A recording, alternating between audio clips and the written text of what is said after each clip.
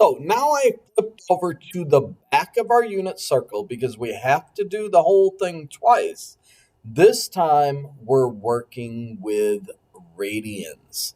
So remember, 180 degrees equals pi radians.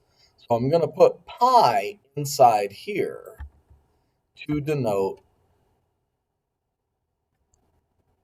a radian measure, the arc measure instead of the angle measure. So this arc is pi radians.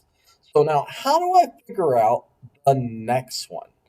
And there's a few different ways to do it, but one thing to remember is anytime you have 180, you just replace it with pi. So if I know that this angle measure was 210, and I divide that by 180, I get 7/6. So all I have to do is put pi next to that 7. So the same idea, 225 over 180 is 5/4. So since I'm doing it in radians, I have 5 pi over 4. And for the last one, 240 over 180 simplifies to 4/3. So all I need to do is put a pi in my numerator to represent the 180. So I do 4 pi over 3.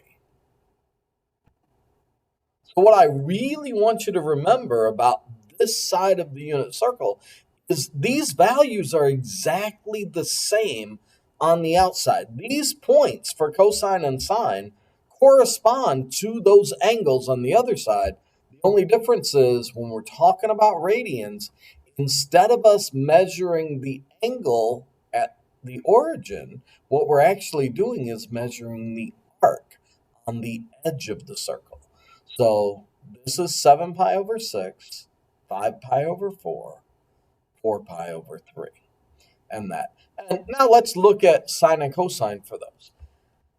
From quadrant 4 on the other side, I know that my x-coordinate is radical 3/2. I know my y-coordinate is 1/2. But the difference is, now that 1/2 is negative in the third quadrant, but in the third quadrant, everything is negative. So we have to negate both. So those are my x and y coordinates for cosine and sine of 7 pi over 6.